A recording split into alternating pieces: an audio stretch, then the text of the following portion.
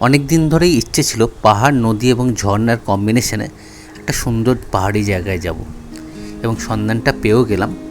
এবং এই ট্রিপটা কিভাবে গেলাম চলুন দেখে নেওয়া যাক। উইকেন্ডে দোল পড়ায় বৃহস্পতিবার সন্ধেবেলায় বেরিয়ে পড়লাম শিলিগুড়ির উদ্দেশ্যে। মাঝখানে ল্যাংচা নিলয়ে ল্যাংচা খেলাম, দারুণ লাগলো। এখন আমি হাইওয়েতে দাঁড়িয়ে আছি, বর্ধমান থেকে একটু এগিয়ে। অনেকে হয়তো ভাববেন এই দোকানটা দেখানোর কোনো হয়তো প্রয়োজন নেই ভিডিওতে, কিন্তু রাতে যারা ড্রাইভ করে, রাতের হাইওয়ের যে সৌন্দর্য সেটা কিন্তু একটা অন্যরকম অনুভূতি। তাই একটু সময় দিলাম এটা দেখাতে।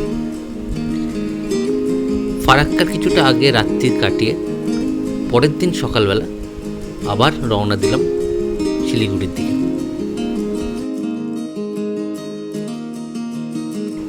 ওয়েদারটা খুবই ভালো, সেভাবে গরম কিন্তু তখন ছিল না।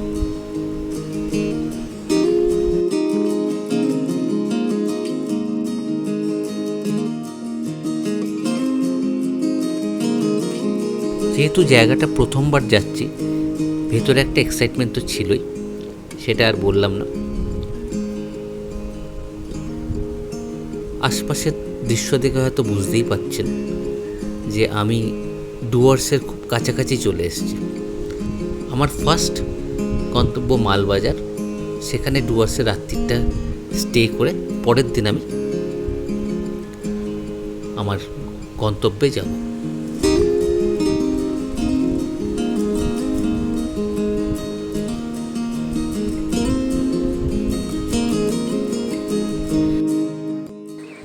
সূর্যটা একদম ডোবার মুখে, আর জায়গাটা এত সুন্দর লাগছিল, কিছুক্ষণ না দাঁড়িয়ে থাকতে পারলাম না। ফাইনালি আমি মালবাজারের কাছাকাছি চলে এসেছি। জায়গাটা এত সুন্দর লাগছে যে একটু কিছুক্ষণ না দাঁড়িয়ে থাকতে পারলাম। রাতে আমি ডুয়ার্সে রঙ্গন রিসর্টে স্টে করেছিলাম, আর এই রঙ্গন রিসর্টের ডিটেলসটা আমার চিবোর ভিডিওতে পুরোপুরি দেওয়া আছে, তাই আর দেখালাম না। সকালবেলা বেরিয়ে পড়লাম দুধারে চা বাগান ভেদ করে অপূর্ব সুন্দর দৃশ্য দেখতে দেখতে রকি আইল্যান্ডের উদ্দেশ্যে।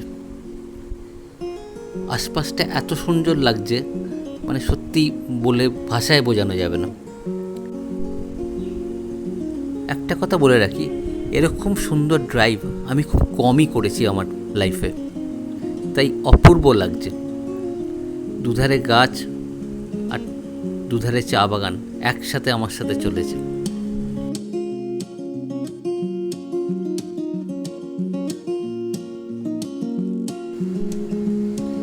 যদিও আমি গাড়িতে আসছি, তবে যারা ট্রেনে আসবেন নিউ বা ম্যাল জাংশনে নেবে কাঞ্চনকন্যা এক্সপ্রেসটা ধরলে সুবিধা হবে। ওখান থেকে কিন্তু শেয়ার গাড়িতে মেটলি বাজার বলবেন, এবং সেখান থেকে আবার শেয়ার গাড়িতে করে কিন্তু রকি আইল্যান্ডে পৌঁছে যাওয়া যায় খুব সহজেই। আমি এখন চলে এসেছি রকি আইল্যান্ডে। ডুয়ার্সের এটা কিন্তু খুব পপুলার জায়গা। যারা ডুয়ার্স ঘুরতে আসেন, রকি আইল্যান্ডে কিন্তু হয়তো অনেকেই এসছেন। এখানেও কিন্তু দু একটা হোমস্টে হয়েছে, খারাপ লাগবে না। রকি আইল্যান্ড জায়গাটাও কিন্তু প্রাকৃতিক সৌন্দর্যে ভরপুর। আমার থাম্বনেল থেকে আপনারা জেনেই গেছেন যে জায়গাটা আমি যাব, তার নাম হচ্ছে তিনকাটেরি। এটা কালিম্পং ডিস্ট্রিক্টে পড়ছে, যদিও ডুয়ার্সের খুবই কাছে, তবে এটা ট্রেক করে উঠতে হবে। রকি আইল্যান্ডে গাড়িটা পার্ক করে এখান থেকেই ট্রেক করতে হবে। কিন্তু আমি এখন চলেছি হোমস্টের পথে, গিয়ে নামটা বলছি হোমস্টে।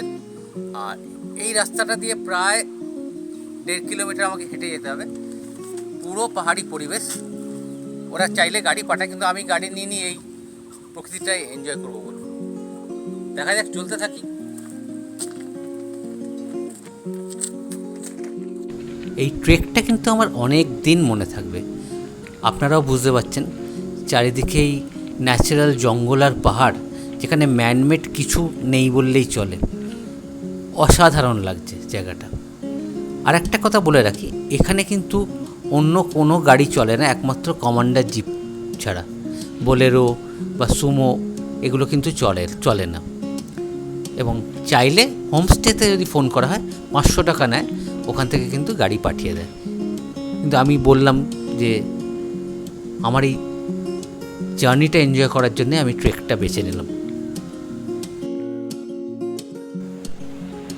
ফাইনালি হেঁটে হেঁটে আমি পৌঁছে গেলাম আমার হোমস্টের লোকেশনে। এখানে কিন্তু দুটো মাত্র হোমস্টে আছে, দেখতেই পাচ্ছেন, নদীর এপারে একটা, ওপারে একটা, এবং আমি নদীর ওপারেরটাতেই চুজ করেছি। এই ব্রিজটা দিয়ে যাতায়াত করা যায়, নিচ দিয়েও যাতায়াত করা যায় যদি জলটা কম থাকে। এটা একটা হ্যাঙ্গিং ব্রিজ। এই ব্রিজটা কিন্তু এই জায়গার একটা প্রধান আকর্ষণ।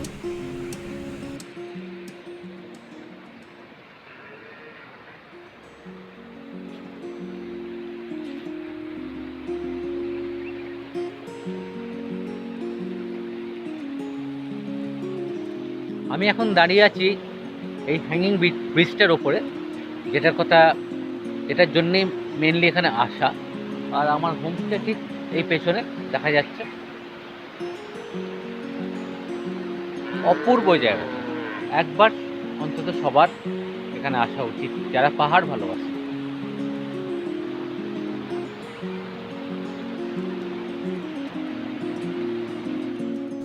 হোমস্টেটা একদম নদীর ধারে বলে জলে দাঁড়িয়ে অনেক সময় কাটিয়েছি। আর আমার হোমস্টের নাম হচ্ছে মূর্তি রিভার ভ্যালি প্রধান হোমস্টে, যার ডিটেলস আমি দিয়ে দেবো, আপনারা স্ক্রিনশট নিয়ে নেবেন। ঘরটা একটু দেখাই, খুবই ছিমছাম। আর একটা অ্যাডেড অ্যাডভান্টেজ যেটা আমার জন্য, গিটারটা রাখা আছে, যেটা আমি খুব আনন্দ পেয়েছি এসে। আর ঘর থেকে বসে এইভাবে এই প্রাকৃতিক দৃশ্য এনজয় করা যাবে। আর জলের আওয়াজটা তো একটা মেলোডির মতো লাগবে সারা রাত।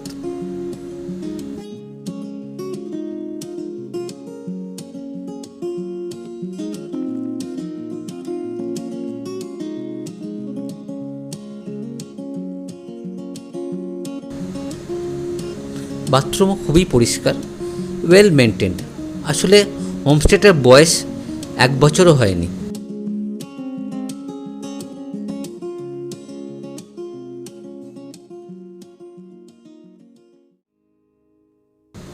খাবার দাবার খুবই ভালো, ডাল দিয়েছে, আলু ভাজা দিয়েছে, তাও আবার কোটেড, বেশ কোটিং করা। আর বেগুন ভাজা, ঠিক বেগুনির মতো আমরা বাঙালিরা যেরকম খাই। আর ডিমের কারি তো আসছেই। সবথেকে ব্যাপার হলো এই জায়গাটায় বসে খাওয়াটা একটা অসাধারণ এক্সপিরিয়েন্স। হোমস্টের ডিটেলসটা দেওয়া রইল, চাইলে স্ক্রিনশট নিয়ে রাখতে পারেন।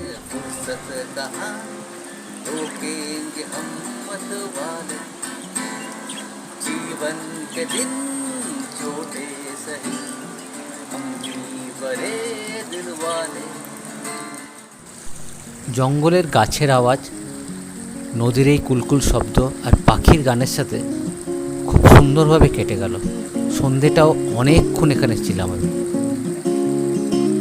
যাই হোক, সকালবেলা হোমস্টেকে বিদায় জানিয়ে এই নেওড়াবালি ফরেস্ট দিয়ে আমি টুয়ার্ডস লাভা হয়ে ব্যাক করেছিলাম। তাই নেওড়াবালি ফরেস্টটাও একটু আপনাদের দেখিয়ে রাখছি। বেশ ঘন জঙ্গল কিন্তু। ভিডিওটা যদি ভালো লেগে থাকে লাইক, শেয়ার এবং অবশ্যই সাবস্ক্রাইব করবেন। থ্যাংক ইউ ভিডিওটা দেখার জন্য।